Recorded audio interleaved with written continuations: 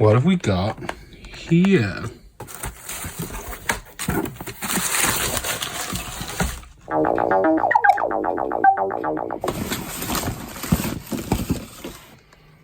And we've got all these bits of stuff, each little kind of modular box, cables, the Lego Technics compatible, knob tops, instructions. Let's dive in. Let's build the Pocket Operator Modular 400. Now, having built this thing, I just wanted to jump on screen and give you a bit of a kind of pre-bit to the video, if you like. This took 3 hours and 41 minutes to build across a couple of days. I remember in one of the NARM videos, someone said it takes around 20 minutes. Absolutely no way. I'd be surprised if anyone gets it down to under an hour. I'm not the most handy of people. I lost a screw, so, you know, that took a little bit of finding. I aren't sure I did everything in the best way in terms of putting the screws in the front and the spacers. Maybe I could have done that and put the module in rather than putting all the spacers in and then each module. You'll see what I mean as we get into the video. But read the instructions. They're generally quite good, if a little bit lacking in places. Read them all the way through first and before you start doing it. Set some time aside because it does take a long time and it's really pleasurable and you get a fun little synth at the end of it. So let's dive into the video. A full demo with this is coming where I'll actually mic up the speaker because I love getting some real air moving, either just as a layer or just a random background sound. And of course, direct audio, and I'm going to run through all these modules in depth very soon in another video. So let's get into it. Okay, let's start putting this thing together. And this actually bends really easily, a lot kind of easier than I thought. I didn't think it would be too hard, but yeah, it's easy enough.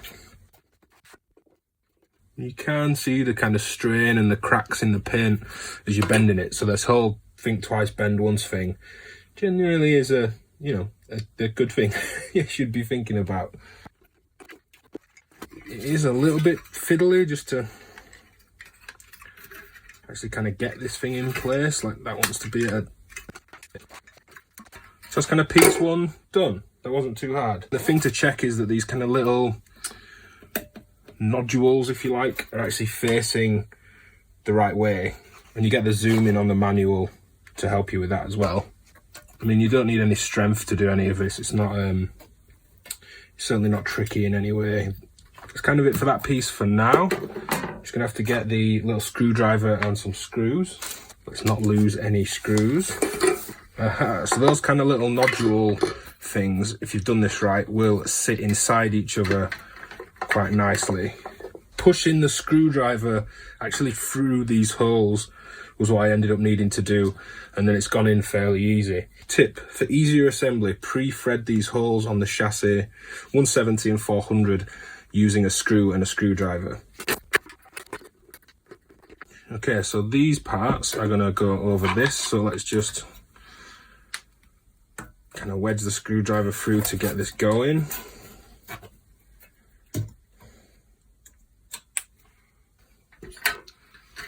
So that looks like it wants bending a bit more. And I've been careful to bend a bit less than I think it needs, just to kind of, I can always bend it more, I can't bend it less. So that's felt somewhat safe.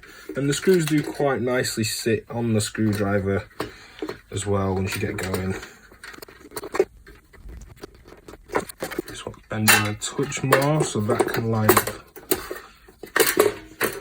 there. Rubber feet. So these just have a little lip on. See if I can zoom in and show you. These have a little lip to push on, they don't actually stick on. But this is also telling me to get this part. I should maybe have done this before I screwed it on. Luckily, it's... Aha, no go. Those parts need to be bent down. Okay, back to the feet. Okay, these are actually going fairly easily. And it's starting to look like a Pocket Operator synth. Okay, next stage is actually getting the front of the thing on. and it wants me to bend these 90 degrees. I'm actually just going to use the edge of the desk. I think that would be helpful. It's not going to do it now, there's the lip there, but I'm just using the edge of the desk to actually start the thing off. We need to get the modules onto this first before we're then going to screw these into those lips down the side. And the modules themselves are pretty cute in the packaging, as you would imagine with this bright yellow kid's toy looking synth. This is the filter. Each module has its kind of screws and spacers and things in there. And that's what a filter looks like as far as the pocket operator modular is concerned. The same power headers they use are like the Pulp Logic 1U tile modules that you get in Eurorack format, or at least very similar. It's not a standard Eurorack kind of header for the power. So the next thing is for me to actually just get, as the manual states, the spacers on to the panel, screw them in one side, and then actually screw the modules onto the back. So I will get all of the modules are going to need to be opened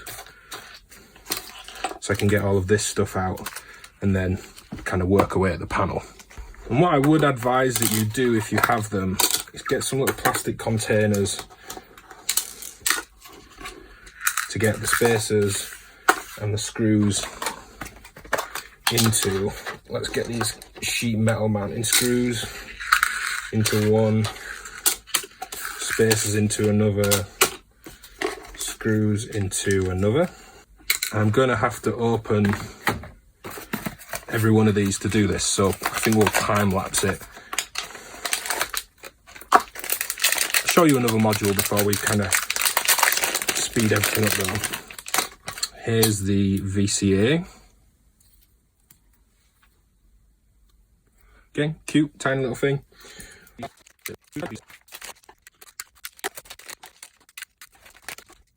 So I've already tried one of these, and these screws go in much easier than the sheet metal screws holding the actual case together. And just putting a screw through the hole on the front, it doesn't quite fall through, it needs screwing through. And I think my kind of technique here to massively over egg what I'm actually doing is going to be to screw the screw through and then get the spacer on the back. They do sit on there quite easily, and then just get the screwdriver while holding the spacer at the back and just tighten it up. And I have a lot of this to do for all these holes for the mounting points, so again we'll speed up and time lapse this. This is really easy, it's just going to take a bit of time.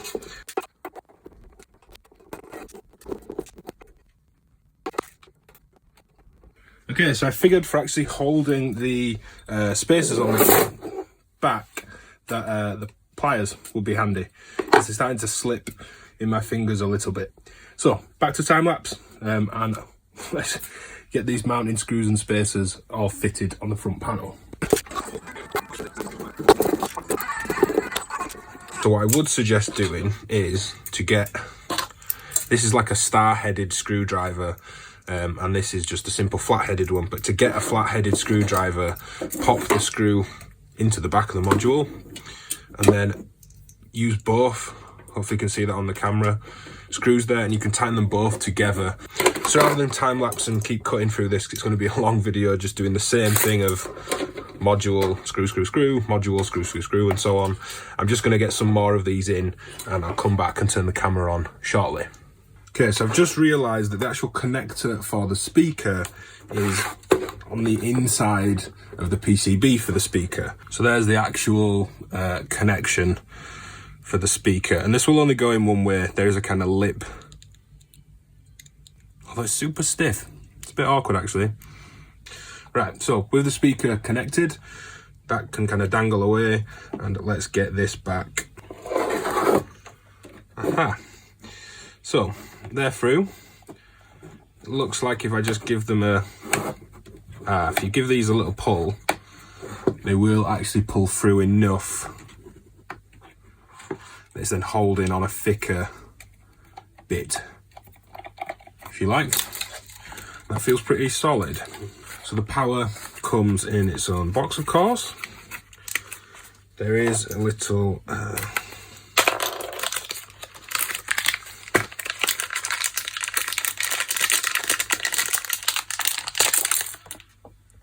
and some screws just flew out, so be absolutely careful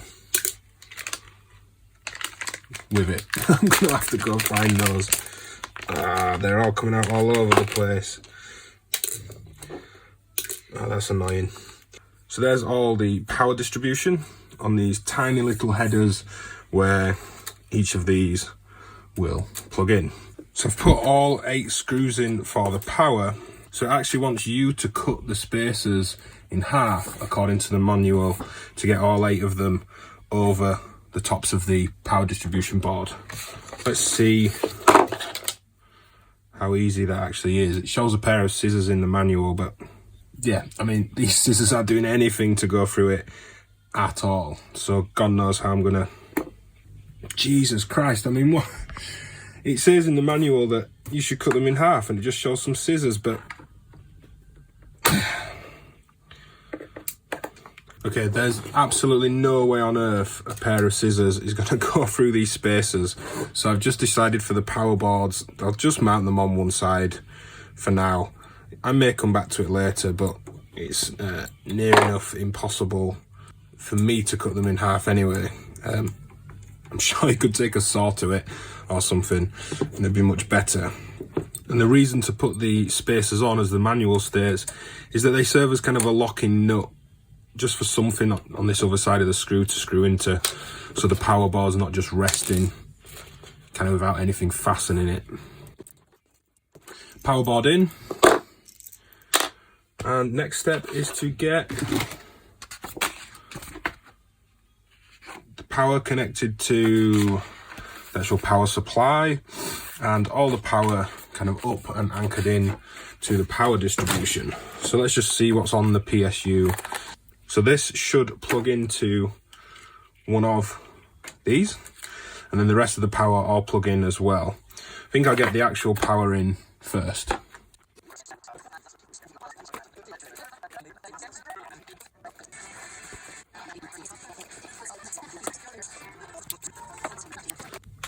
Okay, power is all hooked up. Just see how this fits against the rest of it. That's going to be pretty tight against that cable spaghetti. I'm going to have to kind of squash it all right down. And the power for this that actually sits inside here is going to come up through this hole. So if I can get that plugged in and into the board,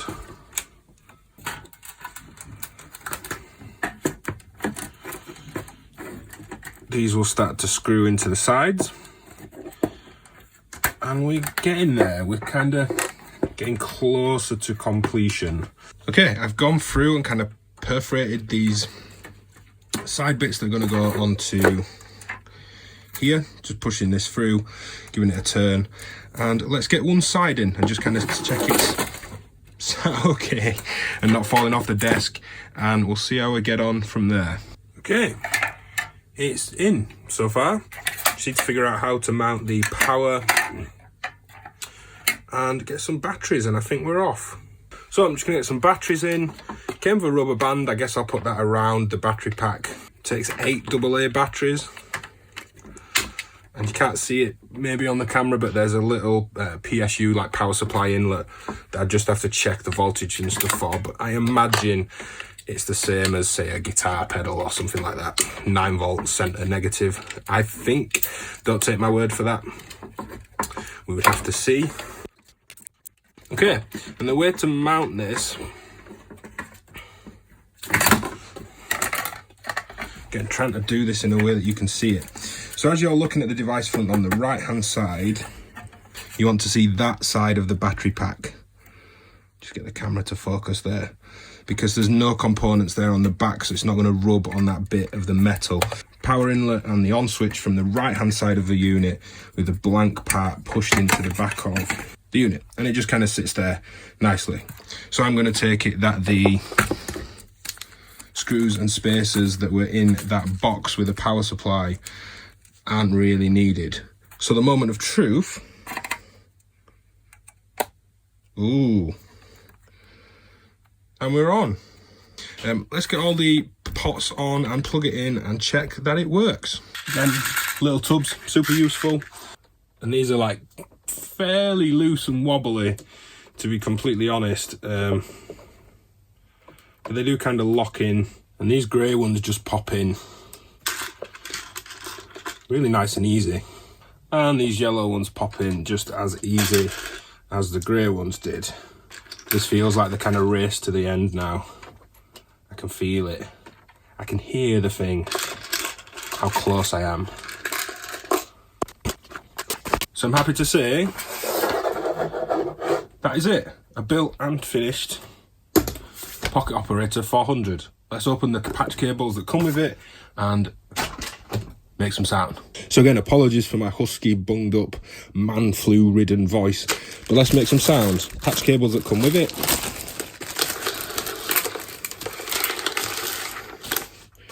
Flick the thing on.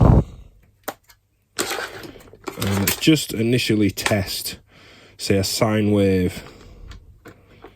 That one's not going to reach. Sine wave into the speaker.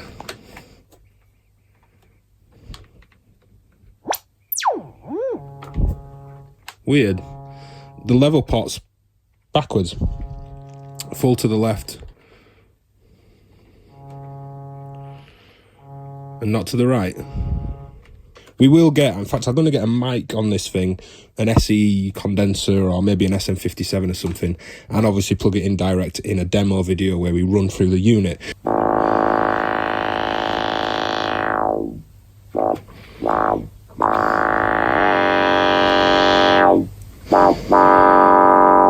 Of course, recording through a phone and through the speaker sounds ridiculous. I'm well aware of it, but I'm going to patch up just the saw wave into the filter as we have. Get the sequence going, sequence the pitch, get an envelope into the filters cut off, and maybe some random into the filter as well.